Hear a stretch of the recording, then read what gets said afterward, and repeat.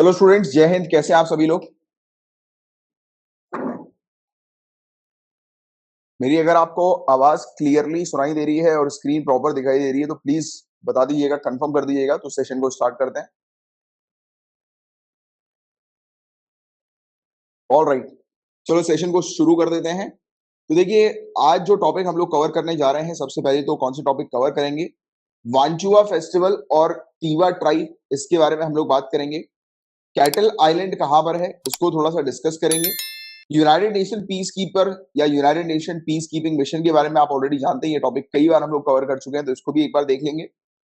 Detention centre क्या होते हैं, कल ही हम लोगों ने फॉरेनर्स ट्राइब्यूनल के बारे में डिस्कस किया था, तो उसी से रिलेटेड ये डिटेंशन सेंटर्स है, तो इसको भी एक बार देख लेंगे।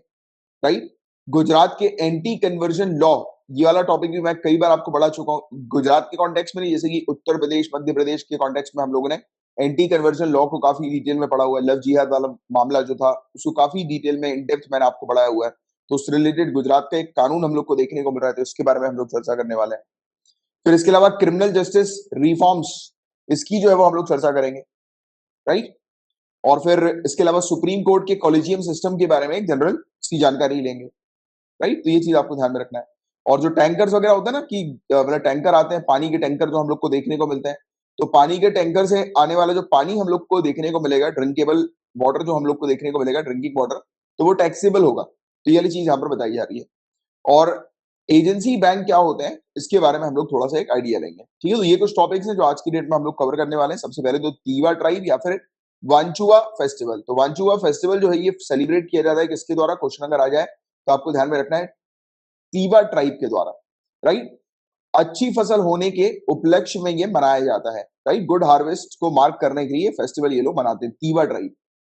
और ये डांस करते हैं, गाना वगैरह गाते हैं, रिचुअल्स वगैरह इसमें हम लोग को देखने को मिलता है। देखो, इससे रिलेटेड सिर्फ यही क्वेश्चन आएगा कि तीवा ट्राइब जो है, पहली बात तो इसकी लोकेशन आपको पता होनी चाहिए कि कहाँ की ट्राइब ये हम लोग को देखने को मिलती है। तो आसाम, मेघालय और अरुणाचल प्रदेश और मणिपुर। और ये यही क्वेश्चन पूछा जाएगा कि वंचुआ फेस्टिवल जो है ये किसके द्वारा मनाया जाता है? तो ये तीवा ट्राइब के द्वारा। या फिर वंचुआ क्या है, अभी न्यूज में था, तो आपको ध्यान रखना है, ये एक प्रकार का फेस्टिवल है। राइट, जो कि गुड हार्वेस्ट के लिए मनाया जाता है। और एक खास बात इनके फेस्टिवल में ये हम लोग को देखने को मिलती है कि सुअरों की खोपड़ी और हड्डियों को देवी देवताओं के रूप में ये स्थापित करते हैं और मानते हैं कि ये कई पीढ़ियों तक इनकी सुरक्षा करेंगे। राइट, और इस पर्टिकुलर तीवा जनजाति को लालुंग के नाम से भी जाना जाता है। राइट, तो सिंपल से सिर्फ इतने फैक्ट्स हैं जो मैंने भी आपको बताया, सिर्फ यही ध्यान में रखो, इससे बाहर का और कुछ एग्जाम में आपसे नहीं पूछा जाएगा। अब एक और है कैटल आइलैंड की, हम लोग बात करते हैं कैटल आइलैंड। राइट, तो ये बेसिकली आइलैंड जो है, 3 आइलैंड में से एक आइलैंड है हीराकुंड रिजर्वायर का, कैटल आइलैंड। अगर क्वेश्चन आए कि कैटल आइलैंड जो है वो है कहां पर, या हीराकुंड रिजर्वायर है कहां पर, तो ओडिशा आपको ध्यान रखना है कि ओडिशा के अंदर ये है, तो इसकी लोकेशन आपको पता होनी चाहिए। ये आइलैंड जो है गाइस, ये एक सबमर्ज्ड हिल का आइलैंड, यानी कि एक हिल हुआ करती थी वो, और वो पानी के नीचे जो है वो चली गई। हीराकुंड डैम जब बनाया गया तो उस समय, क्योंकि डैम जब बनता है तो ऑब्वियस ये होता है कि पानी जो होता है वो एक्सपेंड हम लोग को विथ वाइज देखने को मिलता है। ठीक है, जैसे कि ये नदी है, यहाँ पर आपने डैम बना दिया, तो आप नदी के पानी को रोकोगे तो यहाँ पर इसकी विथ जो होगी वो एक्सटेंड हम लोग को होती हुई नजर आएगी, ब्रॉड होगी थोड़ी सी। राइट, पानी रुकने के कारण। तो हुआ कुछ ऐसे ही कि ये डैम बनाने के चलते, हीराकुंड डैम बनाने के चलते, यहाँ पर काफी सारे गांव जो थे वो पानी के नीचे आ गए थे, और ये हिल जो थी वो भी नीचे आ गई थी पानी के। अब इसका नाम कैसे पड़ा, जो कैटल आइलैंड जिसको हम लोग रहे कैटल आइलैंड? तो हुआ ये था कि काफी सारे लोग खुद को वहां से जाना पड़ा। हीराकुंड डैम जब बनाया जा रहा था, गांव से अलग लोग जो है वो अलग अलग जगह उन्हें रिहेबिलिटेट किया जा रहा था। तो महानदी रिवर के ऊपर जो है ये डैम बनाया जा रहा था, कंस्ट्रक्ट किया जा रहा था 1950s के समय पर। तो विलेजर्स जो थे वो खुद तो चले गए, बट अपने साथ ये गाय वगैरह को, कैटल वगैरह को, अपनी बकरियों बछड़ों वगैरह को, तो इन सबको जो है वो छोड़ के चले गए। तो यही एक रीजन था कि इसे कैटल आइलैंड कहा जाता है, कि गांव वाले इनको छोड़कर चले गए थे, और यही सब कैटल जो थे वो ऊपर की तरफ जो है वो उन्होंने मूव करना शुरू कर दिया था, ऊपर वाले एरिया की तरफ बचने के लिए, पानी में डूबने से बचने के लिए। तो ये भुज पहाड़ जिसको हम लोग बोलते हैं भुज पहाड़, तो इस पर जो है ये कैटल जाने लगे, और भुज पहाड़ यही यही हम लोग को तेलिया पंचायत का देखने को मिलता है। राइट, तो ये चीज आपको थोड़ी सी ध्यान में रखनी है। तो यही इवेंट को देखते हुए ये कैटल आइलैंड जो है वो इसका नाम पड़ गया।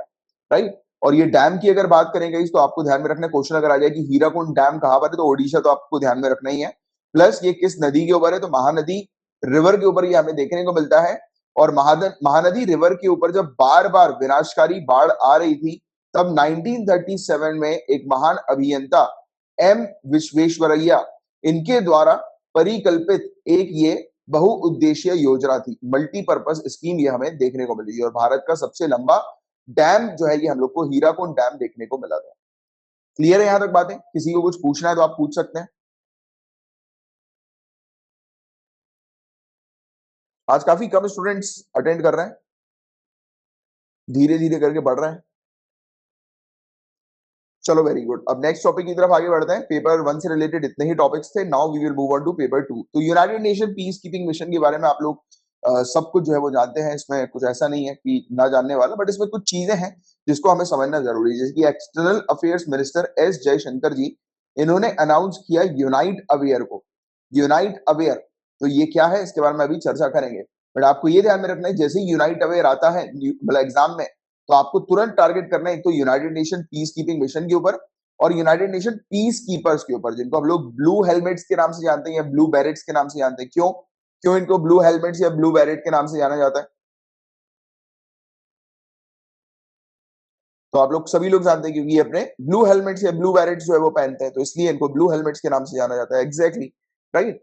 और इसके अलावा एक और क्वेश्चन आपसे United Nation peace keeping mission से रिलेटेड पूछ लेते हैं। चलो कि आप ये बताइए कि यूनाइटेड नेशन पीस कीपर्स होते हैं वो किस कंट्री के हमें देखने को मिलते हैं, कहां से लाए जाते हैं वो United Nation peace keepers?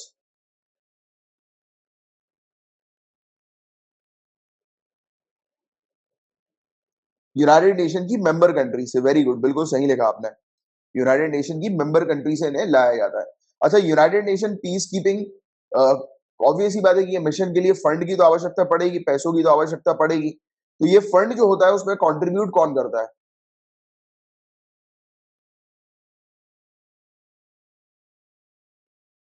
Member countries पक्का? वॉलेंट्री कंट्रीब्यूशन नहीं हो सकता है क्या इसमें? वॉलेंट्री कंट्रीब्यूशन भी दिया जा सकता है क्या? यस। मेंबर कंट्री का अपना खुद का शेयर, जो शेयर अलॉट किया जाता है कोटा सिस्टम के थ्रू, और ये भी वॉलेंट्री ऑर्गेनाइजेशंस वगैरह भी फंड दे सकते हैं इनके मिशन के लिए। राइट। तो ये चीज आप थोड़ी सी ध्यान में रखिएगा। और क्या, अभी चलो आगे और बात करेंगे इसके बारे में।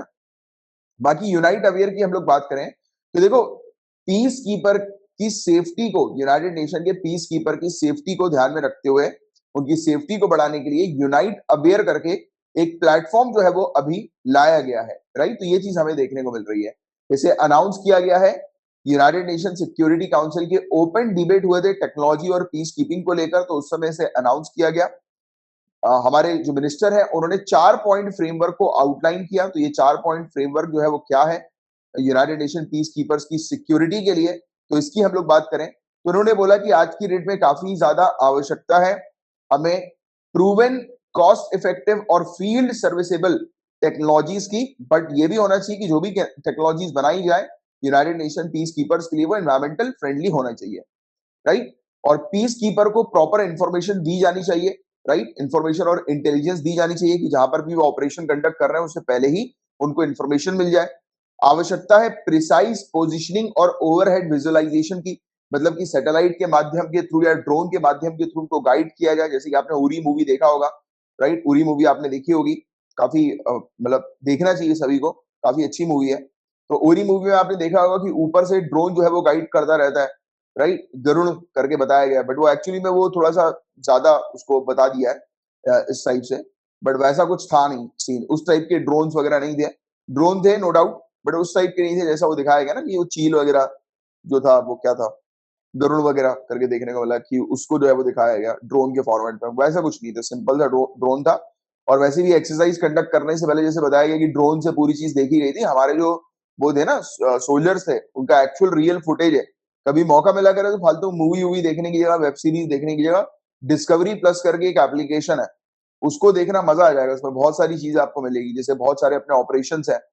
राइट। म्यांमार का जो ऑपरेशन है, म्यांमार और इंसर्जेंसी वाला ऑपरेशन, ये बहुत शानदार एक सीरीज, इसमें बिल्कुल जो चीज आती है उसमें देखिएगा आप, हमारे एनएसए जो है अजीत डोभाल जी, तो उनका भी हम लोग को रेफरेंस देखने को मिलता है कि वो भी बताते रहते हैं कि किस तरीके से ऑपरेशन हुआ था। तो ऐसी चीज देखा करो। कई बार क्या होता है मूवी वगैरह में बहुत ज्यादा उसको बड़ा चढ़ा के जो है वो दिखाया जाता है, क्योंकि उनको भी तो मसाला डालना है मूवी में, राइट। तो ये चीज है, तो ये चीज आपको थोड़ी सी ध्यान में रखनी है कि मतलब जब भी फ्री टाइम मिले तो इस प्रकार की चीजों में, या कभी भी जैसे होता है ना, कई बार पढ़ाई से एकदम बहुत ज्यादा लग रहा है कि यार थोड़ा सा स्पेस दिया जाए, थोड़ा सा रिलैक्स किया जाए, तो डिस्कवरी प्लस वगैरह पे देखा करो कुछ चीज, अच्छा लगेगा, माइंड भी रिलैक्स होगा, चीजें इंटरेस्टिंग भी लगेंगी, राइट। तो जैसे कि आपने मूवी में देखा होगा कि ऊपर से ड्रोन जो है वो उन्हें गाइड करता है, तो वो कुछ इसी प्रकार की आवश्यकता हम लोग को बताई जा रही है कि इस प्रकार से टेक्नोलॉजी का उपयोग किया जाए, इन्वेस्टमेंट किया जाए कैपेसिटी कैपेसिटी बिल्डिंग के ऊपर, ट्रेनिंग के ऊपर पीस कीपर्स की, राइट। तो ये सब चीजें हैं। और इस मीटिंग के आउटकम क्या देखने को मिले, तो एक एमओयू हम लोग को देखने को मिला इंडिया और यूनाइटेड नेशन के बीच में कि partnership for technology in peace keeping initiative को सपोर्ट करते हुए, राइट। और United nation C4ISR academy for piece operation, तो ये इस चीज के लिए, यानी कि एक तो टेक्नोलॉजी और इस पीस ऑपरेशन के लिए अकेडमी होनी चाहिए जो ट्रेनिंग वगैरह प्रोवाइड कराए, राइट। तो इसके लिए एक मतलब इन दोनों पर्सपेक्टिव से एक एमओयू हम लोग को देखने को मिला। अब यूनाइट अवेयर की बात करेंगे, इस यूनाइट अवेयर क्या है, तो सबसे पहला पॉइंट आपको ध्यान में रखना है कि एक मोबाइल टेक प्लेटफॉर्म हम लोग को देखने को मिलता है जिसको इंडिया ने ही डेवलप किया है।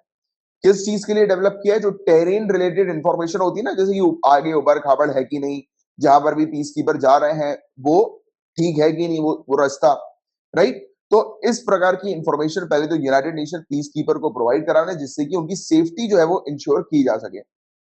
इसे डेवलप किया गया है United nation department of peace keeping operation और डिपार्टमेंट ऑफ ऑपरेशनल सपोर्ट की पार्टनरशिप के साथ, और इंडिया ने इस प्रोजेक्ट के लिए 1.64 मिलियन यूएस डॉलर जो है वो खर्च किए हैं। और यूनाइटेड नेशन पीस कीपिंग जो ऑपरेशन होते हैं, मिशन वगैरह जो होते हैं, उनको फंड कैसे प्रोवाइड किया जाता है, तो इनकी फाइनेंस जो होती है वो कलेक्टिव रिस्पॉन्सिबिलिटी होती है यूनाइटेड नेशन मेंबर स्टेट्स की। उनका खुद का कोटा होता है, शेयर होता है, जो कि उनको देना होता है। हर एक मेंबर स्टेट जो है वो लीगली ऑब्लिगेटेड है, राइट। ऐसा है कि उस मेंबर स्टेट को देना है, मतलब देना है उसने, अगर यूनाइटेड नेशन की मेंबरशिप ली है तो ये फंड जो है या ये अमाउंट जो है वो डिपेंड करता है उस कंट्री की जीडीपी क्या है, और भी काफी सारे उसका ट्रेड क्या है, वेरियस फैक्टर्स हम लोग को देखने को मिलता है, उसके ऊपर डिपेंड करता है। और उस मेंबर कंट्री को जो है वो अपना शेयर देना होता है, राइट। और ये शेयर जो होता है यूनाइटेड नेशन के चार्टर के अकॉर्डिंग हम लोग को देखने को मिलता है। और टॉप 5 कंट्री कौन सी शेयर्स के मामले में अगर हम बात करें 2020 और 2021 की डेटा की, तो अब ये वाला चीज थोड़ा सा ध्यान में रखना। United states, China, Japan, Germany और यूके, ये टॉप 5 कंट्रीज हम लोग को देखने को मिलती हैं जिनके टॉप शेयर्स हम लोग को इस मिशन पीस कीपिंग मिशन के लिए देखने को मिलता है। और पीस कीपिंग जो है गाइस, ये जॉइंट एफर्ट हम लोग को डिपार्टमेंट ऑफ पीस ऑपरेशन और डिपार्टमेंट ऑफ ऑपरेशनल सपोर्ट का देखने को मिलता है। और हर एक पीस कीपिंग मिशन जो होता है गाइस, ये ऑथराइज किसके द्वारा किया जाता है, यूनाइटेड नेशन सिक्योरिटी काउंसिल के द्वारा, राइट। तो वही ऑथराइज करती है, वही बताती है कि कहां पर मिशन जो है वो कंडक्ट कर रहा है।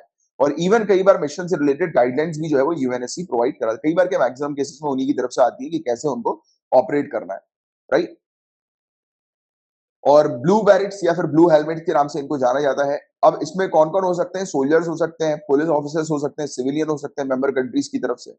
और पीस कीपिंग फोर्स में वही मेंबर कंट्रीज जो है वो कंट्रीब्यूट करती है, बट वॉलंटरी बेसिस पर। जैसे कि इनको अपना फाइनेंस जो है, फंड जो है वो मैंडेटरी उनको देना ही अपने शेयर के अकॉर्डिंग, बट यहाँ पर फोर्सेस के मामले में मैंडेटरी नहीं है, वॉलंटरी हम लोग को देखने को मिलता है। और इंडिया की तरफ से बहुत सबसे ज्यादा फोर्स जो जाती है वो इंडिया की तरफ से ही हम लोग को देखने को मिलती है कि हम कंट्रीब्यूट करते हैं। और सिविलियन स्टाफ जो होते हैं पीस ऑपरेशन के लिए, तो ये इंटरनेशनल सिविल सर्वेंट्स होते हैं, जैसे कि फॉरेन सर्विसेज के ऑफिसर्स हम लोग को देखने को मिलते हैं, जिन्हें यूनाइटेड नेशन का सेक्रेटेरिएट रिक्रूट करता है और डिप्लॉय करता है, right. United Nation peace keeping के 3 बेसिक प्रिंसिपल्स हमें देखने को मिलते हैं। एक तो कंसेंट ऑफ पार्टी, पक्षकारों की सहमति, इम्पार्शियलिटी, निष्पक्षता, और इसके अलावा non use of force, force का उपयोग नहीं करना है accept in self defence and defence of the mandate. सिर्फ और सिर्फ अगर फोर्स का उपयोग किया जाएगा, बल का उपयोग किया जाएगा, वो सिर्फ और सिर्फ डिफेंस के पर्पस के लिए किया जाएगा, उसके अलावा और किसी दूसरे पर्पस के लिए नहीं किया जाएगा, राइट। क्लियर है यहां तक बातें? अभी कुछ पूछना है आप लोगों को तो पूछ लो, अगर कोई डाउट आ रहा है तो, नहीं तो फिर आगे बढ़े।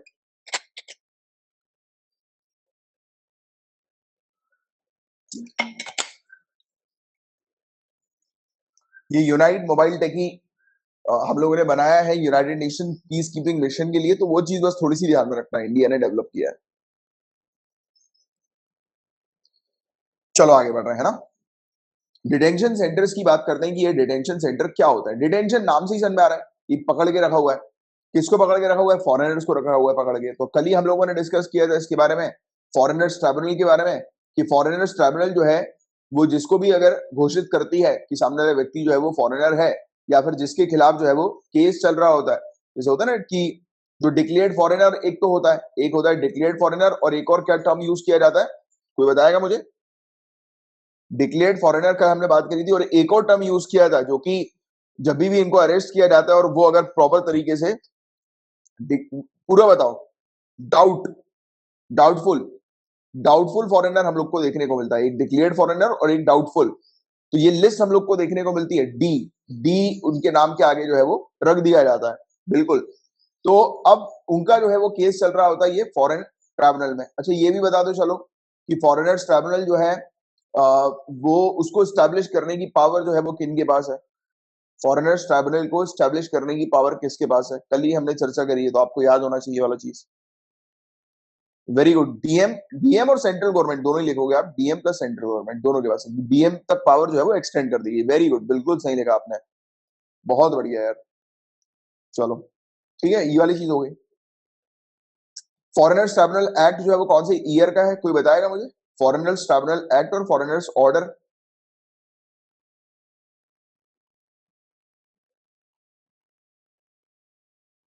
ईयर भी थोड़ा सा ध्यान में रखा करो, कभी कभी स्टेट सिविल सर्विसेज वाले पूछ लेते हैं। 1946 याद आ रहा है? 1946 इसकी हमने बात करी थी, मेरे ख्याल से शायद 48 की भी बात करी थी, तो उसके बारे में भी चर्चा कर लेते हैं, चलो कंफर्म हो जाएगा। तो देखिए आसाम के अंदर फॉरेनर्स के लिए जो ये डिटेंशन सेंटर हमें देखने को मिलता है ना, फॉरेनर्स को जो बंद करके रखा हुआ है, तो इसका नाम चेंज करके अभी ट्रांजिट कैंप कर दिया गया। तो ये एक अपडेट आपको थोड़ी सी ध्यान में रखनी है, वैसे इतनी इंपॉर्टेंट नहीं, पूछेंगे नहीं, बट फिर भी ट्रांजिट कैंप पता होना चाहिए आपको, इसका नाम एक अपडेट जो है वो कर दिया गया है। और आसाम के अंदर 6 डिटेंशन सेंटर ऐसे हम लोग को देखने को मिलते हैं, जिसमें 181 कैदी बंद है।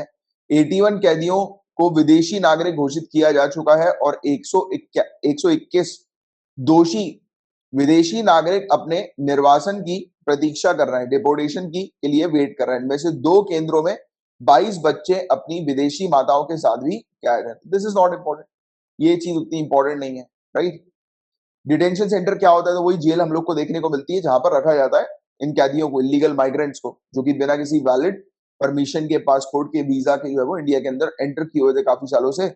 और कोर्ट ने जो है, फॉरेनर्स ट्राइब्यूनल ने जो है वो उन्हें डिक्लेयर कर दिया है कि they are foreigners, they are illegal migrants, और फिर इनको जेल में रखा जा रहा है, और कुछ समय बाद जो है वो इन्हें डिपोर्ट कर दिया जाएगा इनकी, और कई बार इनकी नेशनलिटी को कंफर्म करने के बाद डिपोर्ट कर दिया जाएगा। ऐसे हर कहीं पे डिपोर्ट नहीं कर सकते ना, तो वाली बात हो गई। और डिटेंशन सेंटर जो है वो गाइस वो सेटअप किया गया है आसाम के द्वारा, और यूनियन गवर्नमेंट ने जब ऑथोराइज किया था तब इन्होंने सेटअप किए डिटेंशन सेंटर, राइट। और ये फॉरेनर्स एक्ट 1946 और फॉरेनर्स ऑर्डर 1948 के तहत हमें देखने को मिला। तो फॉरेनर्स एक्ट 1946 ने रिप्लेस किया था फॉरेनर्स एक्ट 1940 को, और बहुत सारी पावर, वाइड पावर जो है वो फॉरेनर्स से डील करने की इस कानून के तहत जो है वो प्रोवाइड की गई थी।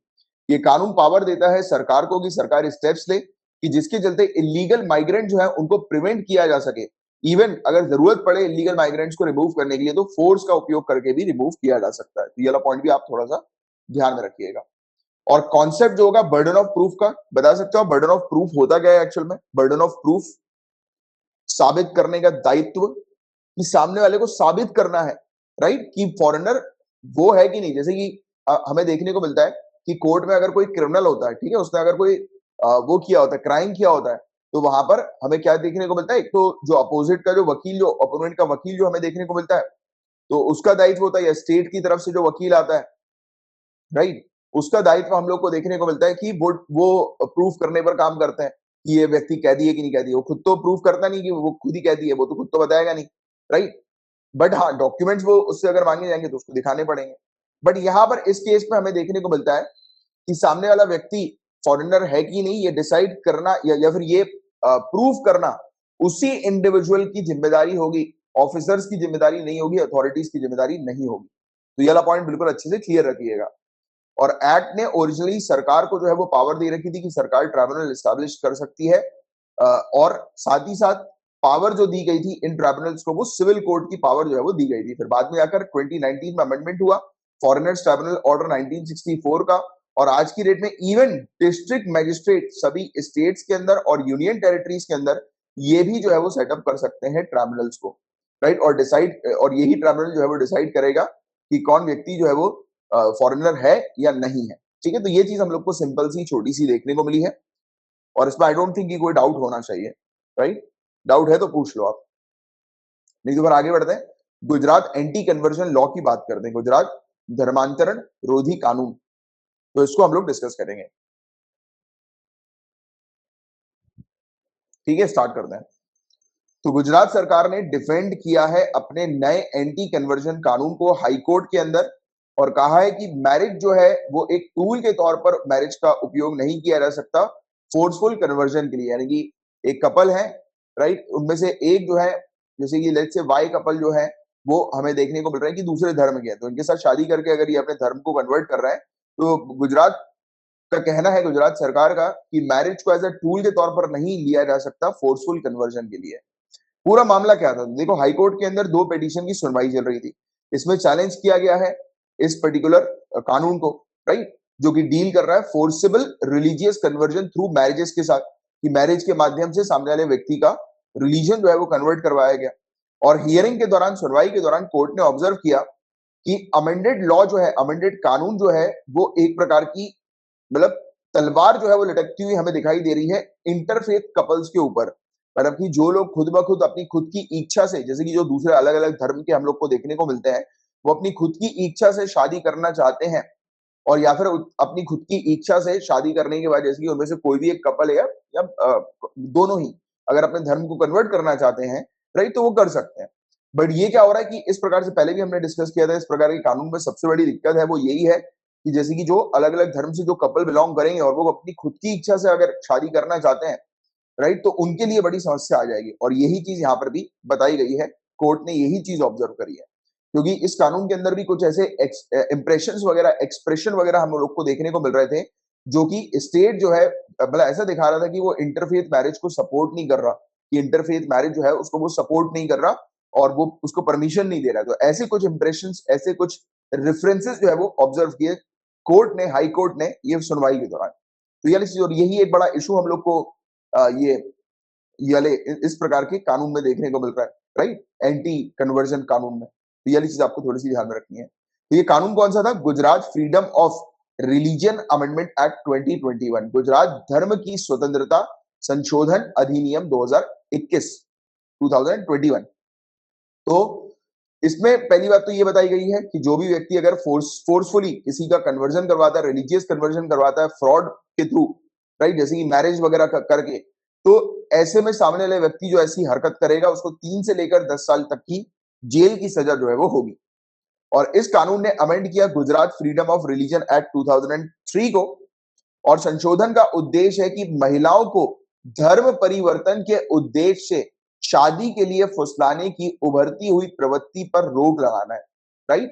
कि कुछ लोग जो है महिलाओं को जो है वो उकसाते हैं, राइट, मतलब पहले तो प्यार में फंसाकर फिर शादी करते हैं और फिर उनका धर्म जो है वो कन्वर्ट कराते हैं। तो ऐसी जो ट्रेंड जो चल रहा है उसको रिड्यूस करने के पर्पस के लिए ये कानून जो है वो लाया गया। अब इस कानून के अंदर क्या इश्यूज हम लोग को देखने को मिल रहे हैं, तो अमेंडमेंट लॉ के अंदर काफी सारे वेग टर्म्स हैं, अस्पष्ट शब्द हम लोग को देखने को मिलते हैं, जो कि बेसिक प्रिंसिपल ऑफ मैरिज के अगेंस्ट है।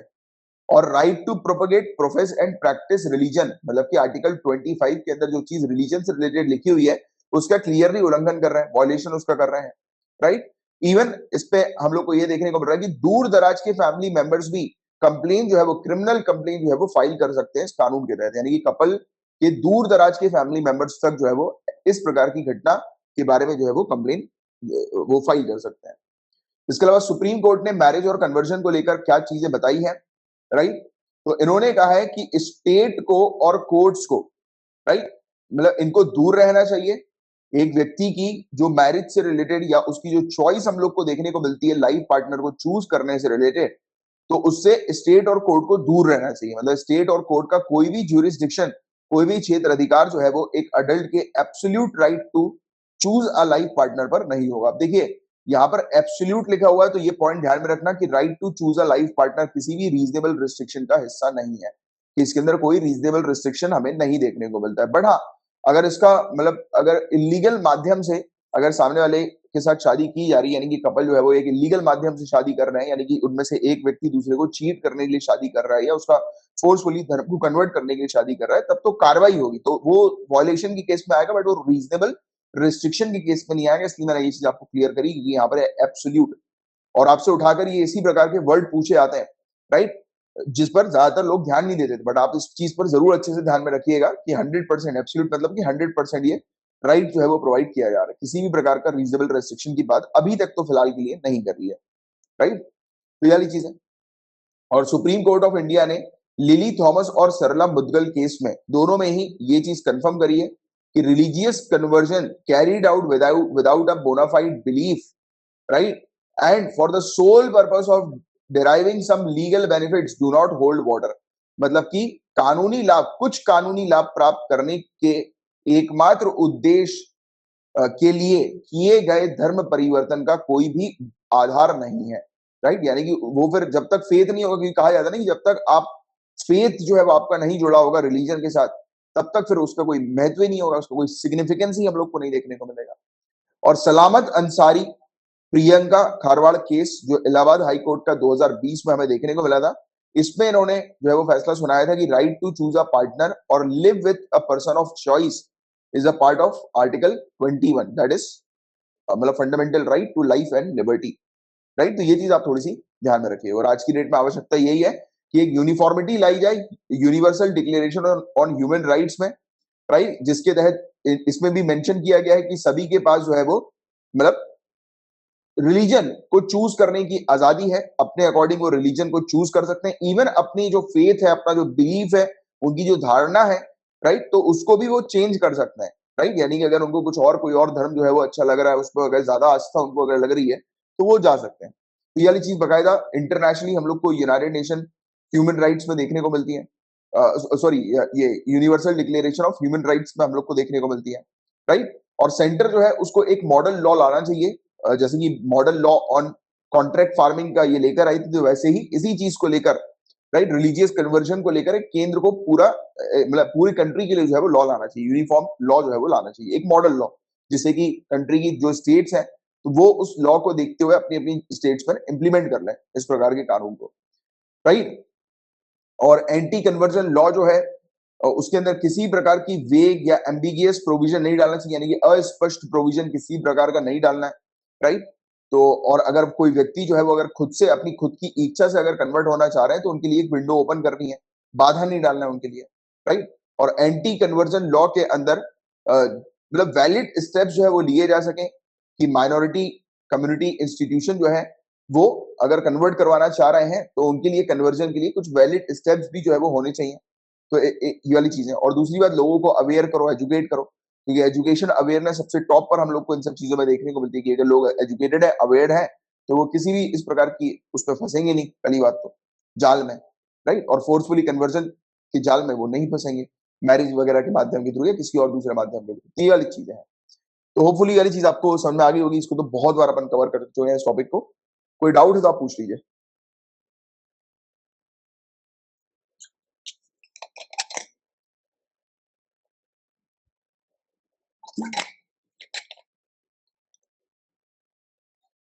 आगे बढ़ सकते हैं। चलो अब बात करेंगे क्रिमिनल जस्टिस रिफॉर्म के बारे में, आपराधिक कानून सुधार के बारे में। देखिए, एक्सपर्ट का ग्रुप हम लोग को देखने को मिल रहा है, नेशनल ह्यूमन राइट्स कमीशन का, राइट, ग्रुप है एक्सपर्ट्स का। इन्होंने एक्सप्रेस किया है, बहुत ही सीरियस चिंता जो है वो जताई है कि आज की डेट में क्रिमिनल जस्टिस सिस्टम में जो रिफॉर्म जो है, सुधार जो है वो बहुत ही स्लो हम लोग को देखने को मिल रहा है, स्लो पेस पर हम लोग को देखने को मिल रहा है, राइट। और इंश्योर करना है अगर स्पीडी जस्टिस को, तो ये बहुत जरूरी है कि क्रिमिनल जस्टिस सिस्टम में रिफॉर्म जो है वो लाया जाए। तो आज की डेट में क्या चिंताएं हैं, क्या चैलेंजेस हम लोग को देखने को मिल रहा है, तो आप देखिए, आप जानते हैं कितने सारे केसेस जो है वो पेंडिंग हम लोग को देखने को मिलते हैं। और पेंडिंग केसेस के कारण हम लोग को ह्यूमन राइट्स का सीधा सीधा उल्लंघन देखने को मिलता है, राइट। काफी सारे अंडर ट्रायल्स वगैरह जो होते हैं, अंडर ट्रायल समझते हो गए आपकी, अभी तक जज ने उनका फैसला नहीं सुनाया, बट वो नॉन बेलेबल ऑफेंस में वो इन्वॉल्व थे, तो इसलिए उनको जेल में बंद करके रखा है, भले ही वो इनोसेंट क्यों ना हो, राइट। फिर भी काफी सारे लोग कोई गुनाह नहीं भी करते हैं, उसके बावजूद भी वो लंबे समय तक उनको जेल काटनी पड़ती है, राइट। वो इसी के चलते हमें देखने को मिलता है, क्योंकि उनका अभी तक जो है वो फैसला आया नहीं होता, तो ये अंडर ट्रायल्स हम लोग को देखने को मिलता है। और ऑनरेबल सुप्रीम कोर्ट ने कई बार जो है वो डायरेक्शंस दिए हुए हैं पुलिस रिफॉर्म को लेकर, बट फिर भी एज सच कोई भी चेंजेस जो है वो मतलब फील्ड पर, ग्राउंड पर, रियलिटी पे जो है वो नहीं देखने को मिल रहा है। कोई भी बदलाव ऐसा नहीं देखने को मिल रहा है। तो किस प्रकार के सुधार लाने की आवश्यकता, तो ये बहुत इंपॉर्टेंट है। ये वाले पॉइंट आप मेंस में क्लियरली एज इट इज जो है वो मेंशन कर सकते हैं, बहुत इंपॉर्टेंट पॉइंट्स है। तो फास्ट ट्रैक कोर्ट लाई जाए, स्पेशल कानून लाए जाए और रिप्लेस किया जाए कुछ पर्टिकुलर ऑफेंसेस को, जो कि आईपीसी के तहत हम लोग को देखने को मिलता है। क्योंकि काफी सारे क्या होता है कि पुलिस स्टेशन पे, अब देखो हो ये रहा है कि जैसे काफी सारे, एक तो आज की रेट के हिसाब से अलग अलग जो ऑफेंस है, अपराध जो है वो बढ़ गए हैं, राइट। अपराध का या फिर अपराधी ने बहुत अलग अलग तरीके रूट्स लेना शुरू कर दिया है समय के चेंज होते सही भी। नई नई टेक्नोलॉजी बढ़ती जा रही है, अपराधी भी जो है वो अलग अलग तरीके से, अलग अलग माध्यम से जो है वो अपराध करते जा रहे हैं। तो पहली बात तो ये अपराध की कैटेगरी जो है वो क्रिएट करना, नए अपराधों को उसमें जोड़ना और क्लासिफाई करना पूरे के पूरे अपराधों को इस तरीके से कि जैसे कि जो ऑलरेडी कई बार क्या होता है कि ये आईपीसी के अंदर वेरियस जो अपराध हमें देखने को मिलते हैं वो डबल डबल हम लोग को नजर आ रहा है। तो ऐसे डुप्लीकेशन को जो है वो अवॉइड करने की आप प्रॉपर तरीके से कोडिफाई करो, प्रॉपर क्लासिफाई करो, राइट। फिर से इसको एक बार प्रॉपर पूरी तरह से जांच करने की इसको आवश्यकता है। तो ये बताइए, ये रिफॉर्म्स के तौर पर आप मेंशन कर सकते हैं। डॉक्यूमेंट्स को डिजिटलाइज करो, डिजिटलाइज हो जाएंगे डॉक्यूमेंट तो इन्वेस्टिगेशन करना और ट्रायल करना, तेजी से ट्रायल करना, तेजी से इन्वेस्टिगेशन करना जो होगा वो आसान हम लोग को देखने को मिलेगा, हो जाएगा। यही चीज मैंने आपको बताई कि नए ऑफेंस जो भी हम लोग को देखने को मिल रहे हैं, राइट, तो उनको बनाया जाए, शामिल किया जाए और काम किया जाए एग्जिस्टिंग क्लासिफिकेशन के ऊपर ऑफेंस के, राइट। और ये प्रिंसिपल ऑफ क्रिमिनल, सॉरी एक मिनट, हाँ, ये प्रिंसिपल ऑफ क्रिमिनल ज्यूरिस्प्रूडेंस के तहत जो है वो होना चाहिए। अब सवाल ये उठता है कि ज्यूरिस्प्रूडेंस हम लोग को क्या देखने को मिलता है, तो ये कुछ नहीं है, वही चीज है कि न्याय जो होना चाहिए वो मतलब प्रॉपर होना चाहिए, निष्पक्ष तरीके से होना चाहिए। तो इसी प्रिंसिपल के आधार पर ये क्लासिफाई करो ऑफेंस वगैरह को, राइट। तो ये चीज हमें देखने को मिल रही है। और फ्यूचर के क्राइम को देखते हुए और जो क्राइम के मैनेजमेंट है उसको देखते हुए इस प्रकार का क्लासिफिकेशन जो है वो किया जाना चाहिए। और जजेस के डिस्क्रिशन की बात हो रही है कि जजेस का डिस्क्रिशन जो है ये डिसाइड करने में कि सेंटेंस जो होगा, यानी कि मतलब कि जो एक व्यक्ति जो क्राइम करता है, राइट, तो उसको कितने समय की सजा दी जानी है, क्या उसको सजा दी जानी है, राइट। तो सेम नेचर के क्राइम के लिए जो अलग अलग हम लोग को ये देखने को मिलता है, ये मतलब कि जजेस का जो वो होता है ना कि वो ऑर्डर देते हैं कि आप जो है, यानी कि सेम नेचर का क्राइम है बट वो अलग अलग उस पर सजा जो सुनाते हैं, तो वो जो होना चाहिए वो प्रिंसिपल ऑफ जुडिशियल प्रेसिडेंट के आधार पर हम लोग को देखने को मिलना चाहिए कि होना चाहिए, राइट। कि मतलब कि न्याय इस प्रकार का प्रोवाइड कराओ। एक तो पहली बात तो ये जुडिशियल प्रिंसिपल के ऊपर आधारित होना चाहिए, राइट, कि किसी को मतलब इतनी ज्यादा भी हार्श सजा नहीं दे देनी है, राइट, कि जो कि उस मतलब क्राइम से एसोसिएटेड ही ना हो, राइट। सजा अगर दे रहे हैं तो वो लॉ बुक को जो है वो ध्यान में रखते हुए दी जाए। तो इस पर जो है वो कहा गया कि इस प्रकार के सजेशन जो है वो दिए गए, राइट। और क्या होता है कि कई बार हार्श सजा के कारण वो फिर वो केस जो है वो मतलब हायर अथॉरिटीज के पास जाता है, अपीलेट सिस्टम के थ्रू। जैसे कि डिस्ट्रिक्ट कोर्ट में केस चल रहा है तो हाई कोर्ट में जाएगा, फिर सुप्रीम कोर्ट में जाएगा। तो इससे क्या होता है कि लंबा खींचने लगता है फिर मामला पूरा, राइट। तो उसको भी जो है वो मतलब इस तरीके से आपको करना है कि मामला जो है वो लंबा ना खींचे, राइट। तो ये वाली चीज है।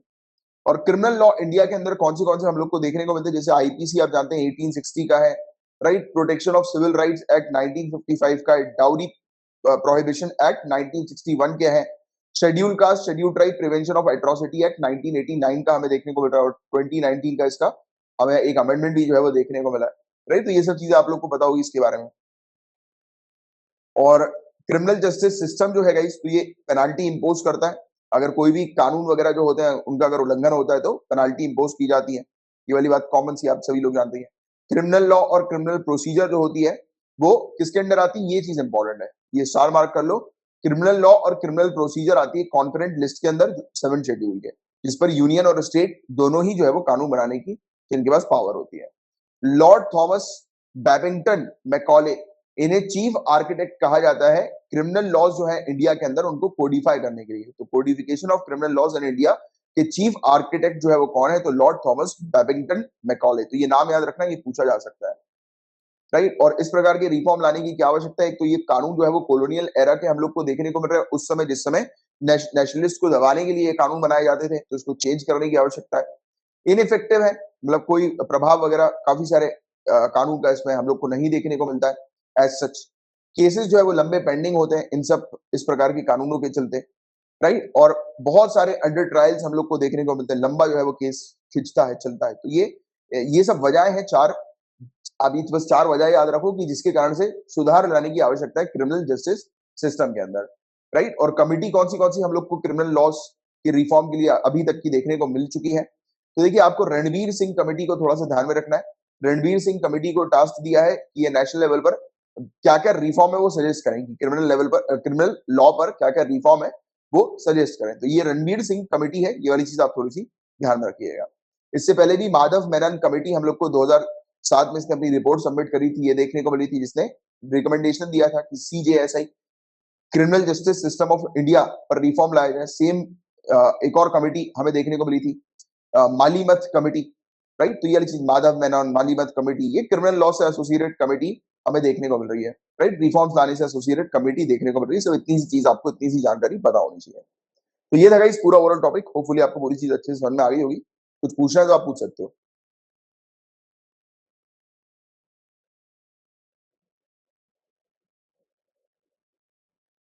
चलो आगे बढ़ सकते हैं।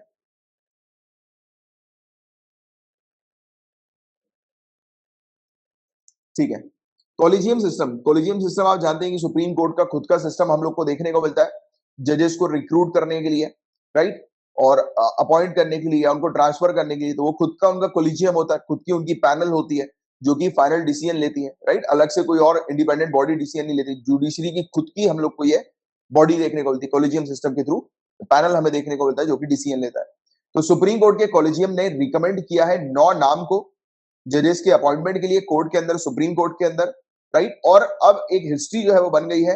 हिस्ट्री कैसे बन गई है? क्योंकि कर्नाटका हाई कोर्ट की जज बीवी नागरत्ना, राइट, तो ये बताया जा रहा है कि इनके रिकमेंडेशन के आधार पर कुछ सालों बाद अब ये पहली महिला सीजेआई जो है वो बनने वाली है। पहली महिला चीफ जस्टिस ऑफ इंडिया जो है वो कर्नाटका हाई कोर्ट के जज जो है बीवी नागरत्ना, तो ये बनेगी कुछ सालों के बाद। तो ऐसा जो है वो क्लियर हो गया है। और कोलिजियम जो है गाइस, जिसने पहली बार एक ही सिंगल रेजोल्यूशन में 3 महिला जजेस का, 3 वुमेन जजेस का नाम जो है वो रिकमेंड किया है।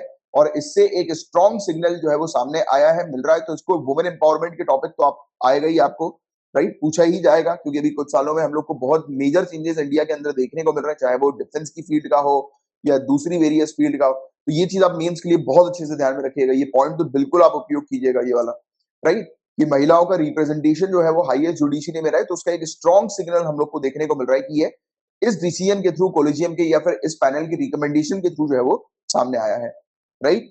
और डायरेक्ट अपॉइंटमेंट जो है वो भी हम लोग को देखने को मिल रहा है। ये सुप्रीम कोर्ट के बार काउंसिल से, सुप्रीम कोर्ट की बेंच में, right, direct recruitment, direct appointment भी जो है वो उन्होंने रिकमेंड किया, जैसे कि हमेशा के तौर पर किया जाता ही था, राइट। इन्होंने रिकमेंड किया है 6 जुडिशियल ऑफिसर्स को और जुडिशियल मेंबर को इनकम टैक्स अपीलेट ट्राइब्यूनल के, राइट, कि उनको अपॉइंट किया जाएगा जजेस के तौर पर तेलंगाना हाई कोर्ट के, राइट। और साथ ही साथ किनको अपॉइंट किया जाता है सुप्रीम कोर्ट के जज के तौर पर, तो उसके लिए आर्टिकल 124 हमें देखने को मिलता है। आर्टिकल 124 डील करता है, बताता है कि सुप्रीम कोर्ट के जज के लिए किस व्यक्ति को अपॉइंट किया जा सकता है, राइट। तो पहली बात तो अपॉइंटमेंट कौन करते हैं? ये ऑनरेबल प्रेसिडेंट ऑफ इंडिया करते हैं। और नाम जो होता है वो ऑनरेबल प्रेसिडेंट ऑफ इंडिया को किसके द्वारा दिया जाता है? तो कॉलेजियम के द्वारा दिया जाता है। बट एक्चुअल में डायरेक्ट नहीं दिया जाता, वो प्रोसेस होती है। ये देंगे पहले council of minister headed by prime minister को, और फिर प्राइम मिनिस्टर जो है वो देंगे ये नाम, फॉरवर्ड करेंगे प्रेसिडेंट। तो इस प्रकार की प्रोसीजर हम लोग को देखने को मिलती है कि रियलिटी में एक्चुअल में ऐसी प्रोसीजर चलती है। और एलिजिबिलिटी हम लोग को क्या देखने को मिलती है सुप्रीम कोर्ट के जज बनने की? तो इसके बारे में भी आर्टिकल 124 कहता है इंडियन सिटीजन होना चाहिए, मतलब 65 साल से ज्यादा की उम्र का नहीं होना चाहिए वो व्यक्ति। उसने अगर किसी भी एक हाई कोर्ट में या एक से ज्यादा हाई कोर्ट में एज अ जज के तौर पर सर्व किया हो एटलीस्ट 5 सालों के लिए, राइट, और या फिर वो हाई कोर्ट का एडवोकेट हो एटलीस्ट 10 सालों के लिए, राइट, तो उस व्यक्ति को जो है वो जज बनाया जा सकता है, यानी कि वो एलिजिबल होता है कोर्ट, सुप्रीम कोर्ट का जज बनने के लिए, राइट। और क्या कोलिजियम का रिकमेंडेशन फाइनल और बाइंडिंग होता है क्या? तो कोलिजियम जो है गाइस, ये अपना फाइनल रिकमेंडेशन जो है वो ऑनरेबल प्रेसिडेंट ऑफ इंडिया को भेजता है अप्रूवल के लिए, मतलब कि इनका डिसीजन जो होता है वो फाइनल होता है, और प्रेसिडेंट जो होते हैं वो या तो एक्सेप्ट कर सकते हैं या रिजेक्ट कर सकते हैं। बट अगर उन्होंने रिजेक्ट कर दिया तो वो वापस जो है वो रिटर्न करेंगे, राइट, कोलिजियम को बोलेंगे कि वापस दे देंगे कि आप जो है उसमें चेंजेस लाओ। बट अगर कोलिजियम बिना चेंजेस के भी फिर से अगर प्रेसिडेंट को अगर ये दे देता है ये अपनी लिस्ट, तो प्रेसिडेंट फिर उस समय बाउंडेड हो जाएंगे। जैसे कि हम लोग को किस केस में देखने को मिलता है, बिल्स के केस में देखने को मिलता है। आपको पता होगा कि पार्लियामेंट जो है वो जैसे कि लोकसभा में बिल आया, राज्यसभा में गया, फिर प्रेसिडेंट के पास जाता है, तब जाकर वो कानून बनता है। तो एक बार ऐसी प्रोसेस हुई, तो ऐसी प्रोसेस होने के बाद प्रेसिडेंट ने वापस रिटर्न कर दिया पार्लियामेंट को वो बिल, और पार्लियामेंट ने फिर से प्रेसिडेंट को दिया, तो प्रेसिडेंट आप जानते हैं कि बाउंडेड हो जाते हैं कि उनको वो बिल जो है उस पर साइन करना ही पड़ता है जब दूसरी बारी आता है। तो मैंने अभी पॉलिटी की क्लास में सस्पेंसिव वीटो अभी आपको पढ़ाया था, तो देखो ये सस्पेंसिव वीटो का हिस्सा हम लोग को देखने को मिलता है। वीटो अलग अलग होते हैं ना हम लोग को जो देखने को मिलते हैं, तो उसमें से एक वीटो जो है सस्पेंसिव वीटो, जो कि इस तरीके से उपयोग में लिया जाता है। होपफुली आपको याद आ गया होगा जो स्टूडेंट्स पॉलिटी की क्लास में थे। ठीक है, तो ये सब चीज है। और कॉमन क्रिटिसिज्म हम लोग को क्या देखने को मिलता है कोलिजियम सिस्टम के अगेंस्ट, एक तो ये काफी मतलब ट्रांसपेरेंसी इसमें नहीं है, ओपेकनेस इसमें हम लोग को देखने को मिलती है, ट्रांसपेरेंसी नहीं है किसी प्रकार की, राइट। और एक तो नेपोटिज्म का स्कोप भी इसके अंदर हम लोग को देखने को मिलता है, नेपोटिज्म, कि अपने ही फेवरेट व्यक्ति को जो है वो चुना जाए सुप्रीम कोर्ट के जज के लिए, ये वाली चीज। पब्लिक कंट्रोवर्सी भी इस कारण काफी ज्यादा बढ़ने लगती है, राइट, पब्लिक के बीच में। और साथ ही साथ मतलब टैलेंटेड जूनियर जजेस और एडवोकेट जो होते हैं, तो उनको जो है वो अनदेखा कर दिया जाता है। तो ये सब इसके कुछ क्रिटिसिज्म हम लोग को देखने को मिल रहा है। और रिफॉर्म लाने की क्या आवश्यकता है, जो प्रॉब्लम्स है वही सोल्यूशन हमें देखने को मिलता है। प्रॉब्लम है कि ट्रांसपेरेंट प्रोसीजर नहीं है, तो प्रोसीजर को ट्रांसपेरेंट बनाओ और पार्टिसिपेटरी नेचर का बनाओ। एक independent broad based constitutional body होनी चाहिए इस चीज के लिए, राइट। और इंश्योर करना है इंडिपेंडेंस, रिफ्लेक्ट करनी है डाइवर्सिटी, डेमोन्स्ट्रेट करना है प्रोफेशनल कंपिटेंसी और इंटीग्रिटी को, राइट। मतलब कि आप मेरिट के आधार पर सामने वाले व्यक्ति को जो है वो जज के तौर पर चुने, सीनियरिटी लेवल पर ना चुने या फिर अपनी मर्जी से ना चुने, राइट। किसी प्रकार का मेरिट जो है वो होना चाहिए सुप्रीम कोर्ट के जज को सिलेक्ट करने के लिए। और instead of selecting number of जजेस required against vacancy, the collegium must provide a panel of possible names to president to appoint in order to preference and other valid criteria। तो देखो ऐसा है कि डायरेक्ट बिल्कुल एक नाम देने की जगह या बिल्कुल जितनी वैकेंसी उतने नाम देने की जगह ऑनरेबल प्रेसिडेंट को चॉइस दे दी जाए एक ब्रॉड नाम की, कि हाँ ये लोग हैं, इन लोगों में से आपको जिसको चूज करना है आप चूज कर सकते हैं अपने अकॉर्डिंग, अपने हिसाब से। या फिर कोई एक प्रोसीजर होना चाहिए, राइट, एग्जामिनेशन के थ्रू, या फिर मतलब एग्जामिनेशन भी नहीं तो या तो उनके रिकॉर्ड्स को देखते हुए कि हाँ इन्होंने इस केस को जो है वो डील किया, राइट, इस तरीके से डील किया, तो उनकी परफॉर्मेंस के आधार पर जो है वो आना चाहिए उनके नाम पैनल के थ्रू, राइट। बट एक्चुअली में ऐसा होता नहीं है। अब वो क्या प्रोसीजर अपनाते हैं वो भी उनकी इंटरनल प्रोसीजर हमें देखने को मिलती है जो कि पब्लिक नहीं है, राइट। तो ये चीज है। अब ये चीज आप लोग को थोड़ी सी पता होनी चाहिए। ये था पूरा ओवरऑल टॉपिक जिसकी एक आपको अच्छी जानकारी होनी चाहिए, और यहीं पर पेपर 2 फिनिश होता है। अब पेपर 3 के टॉपिक की तरफ आगे बढ़ेंगे, बट उससे पहले अगर आपको कोई डाउट है तो आप पूछ लीजिए।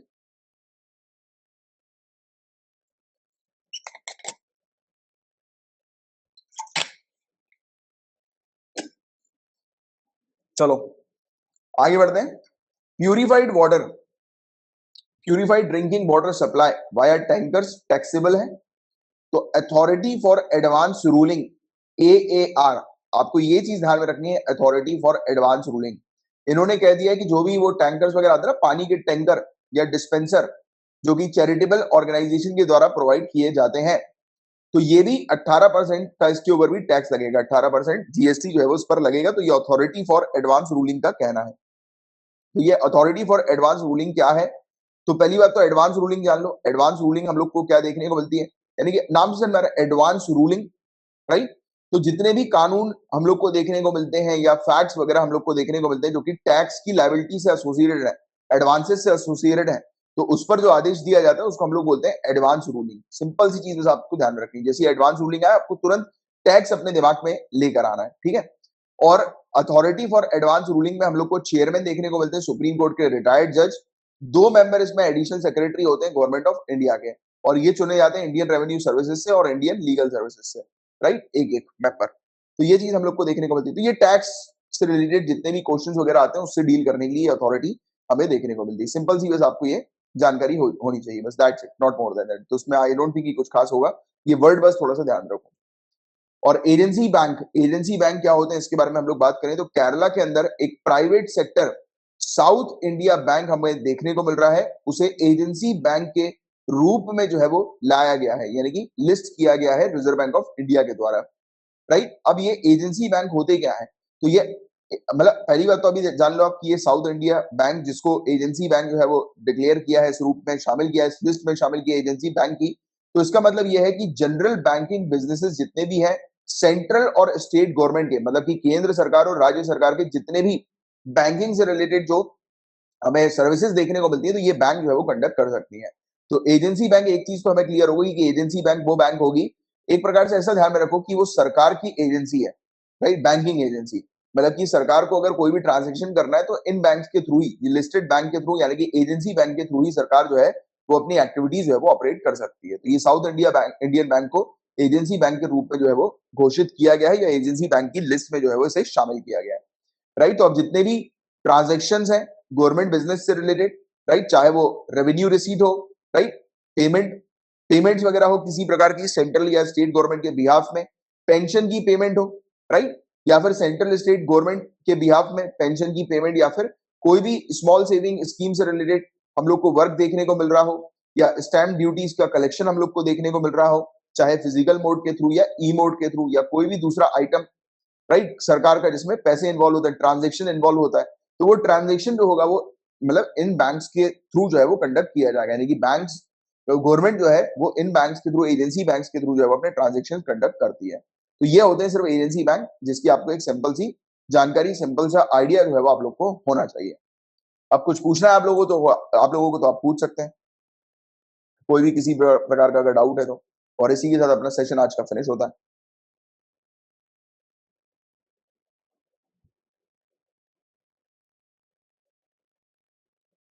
अभी जो लेटेस्ट ट्राइब्यूनल को स्क्रैप किया गया है, शायद किया गया होगा, मैंने आपको पढ़ाया था, एक बार आप उसको रिवाइज कर लो, चेक कर लो।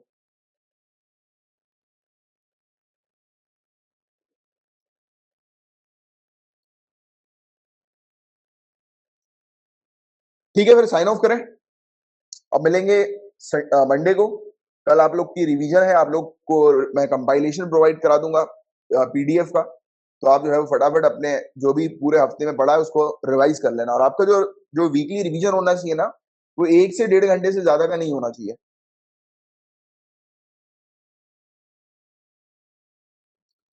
ठीक है, इस फिर सेशन को एंड करते हैं, मिलेंगे अपन मंडे को। तब तक के लिए bye, take care, have a great day ahead, जय हिंद।